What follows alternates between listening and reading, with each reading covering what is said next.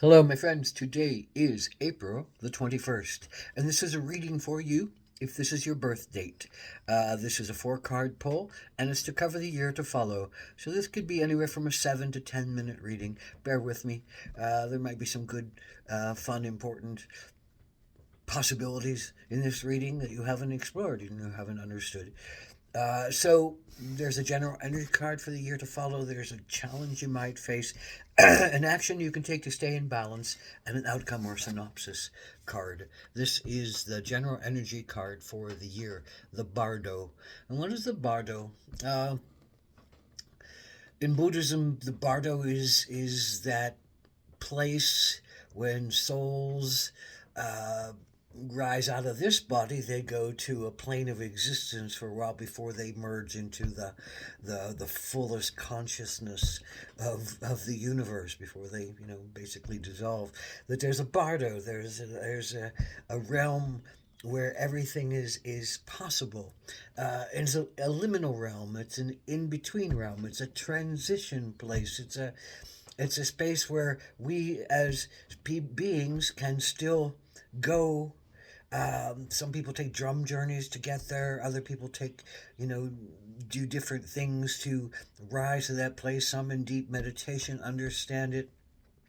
You can actually understand it a lot more by asking for it to give you answers to your questions and to see what shows up to answer them and how those answers are given to you. But if you ask that bardo, if you ask that liminal field, if you ask for the beings who are there to help you understand something or help you know what next direction is or give you information that could be supportive of you for the highest good of all beings, then you can get some amazing information by going to the bardo or asking the bardo for its help.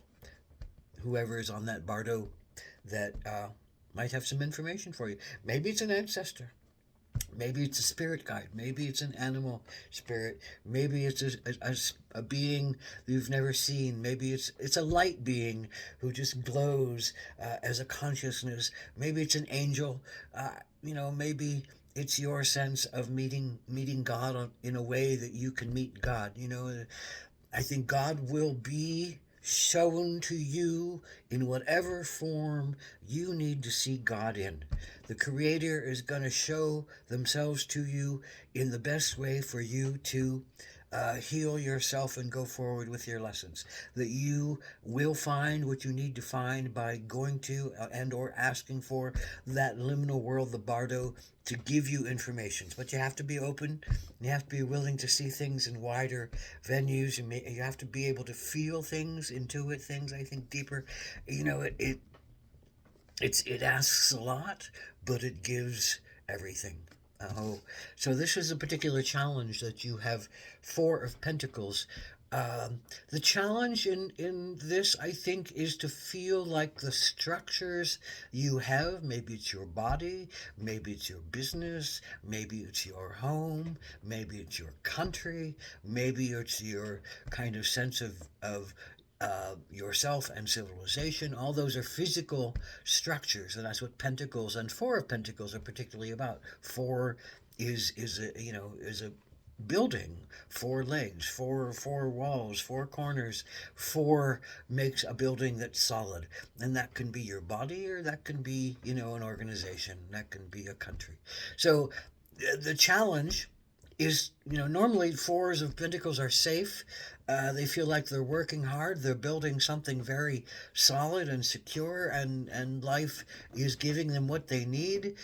But under the challenge aspect, then you don't think that life is giving you what you need, and maybe your building doesn't feel secure. Maybe your body doesn't feel secure.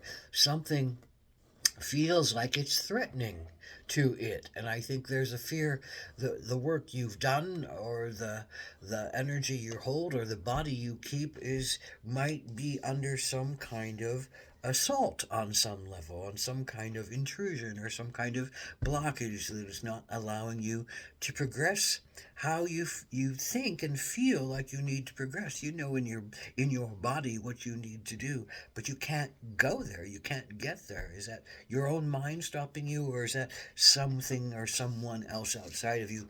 Well, uh, the action you can take to stay in balance is armadillo, which armadillo often speaks about, outside intrusions. Armadillo has a great body armor that it wears, so most things can't really bother it. Something with, that can bear under intense pressure might get it, but most animals can't bite it, and it can roll up into its ball and be a protective shell unto itself. Now that's a lot of, I think, what's being asked of you. How can you be a protective shell unto yourself? How can you set really good and clean boundaries that will be respected? Here's an idea. Put a circle around you and say, inside this circle, I will accept all of this in the way of love and life, and what comes to me. Outside of this circle there's another circle, and then there's another circle outside of that. In that middle circle, there's some room for me to play with, things that are necessary in order for me to grow. So I will allow, some interaction in that circle, but on the far side of that circle, there's another edge that said, I will not allow this in my life. I will not allow this to be done to me. I will not allow this to be the circumstances that I find myself under. I will change them. I will resist them. I will put up my walls to them. I will block them. I will put up my armor to them. So, what are you armoring yourself against? What are you allowing yourself experience in the world? You have to be open and vulnerable, like the armadillo is when they feel safe and comfortable, but then you can use your armor to protect yourself as needed. So, what does that say? I think it says that you have the ability to protect yourself as you go forward, but you have to go forward and you have to keep working toward what you need to work toward. So how do you make yourself safe to be able to do that? How do you feel safe again if you're feeling like unsafety in your structure, in your body, or in your sense of yourself in this world? Well, the bardo, ask for that information to come from the bardo. Ask for your ancestors or your spirit guides or your animal spirits or whoever has the highest uh, good for you to come and speak to you. Ask for it in the sense of you only want information that is good for you and good for humanity. If it benefits everybody, then that's powerful information that you know that you can use and trust if it comes in a way that you can grok it, understand it, get it, and go forward with it. So the bardo can bring that information down to you in some kind of form. Maybe it's mysterious words that appear out of somebody's mouth that you don't expect. Maybe it's the sound of a raven talking to you is going to shock you and go, oh, I know what to say. Maybe it's some kind of journey or meditation that lets you go out of your body and go to another realm and talk to your spirits or talk to your God or talk to your creator.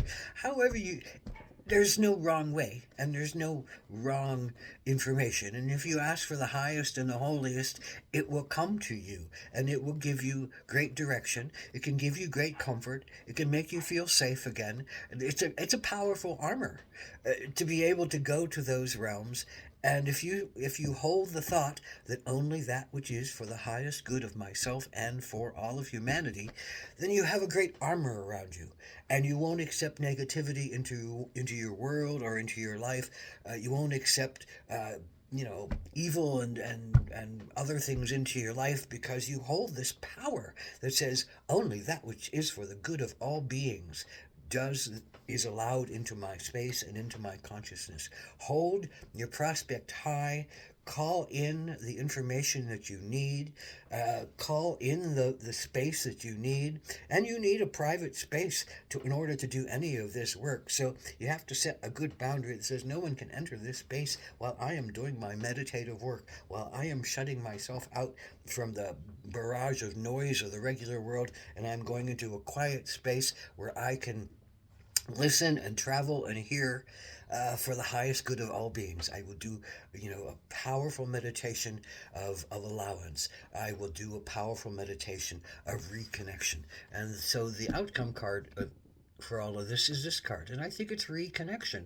You know, we have an inner child and an unconscious or a subconscious that's working. We have adult that's trying to make its way through the world, and then we have a superconscious that really can talk to us. And that's superconscious is really the liminal world. That's our consciousness that speaks to us in higher realms and greater understandings. And we need all of this information. We need to know what our inner child wants and why they're afraid and how we can move forward. We need to remember that we are adults taking care of our inner child, but also connecting to our higher conscious, so we make informed decisions about what we want to do next and how we can be the most authentic in our lives. Aho, matak, blessing.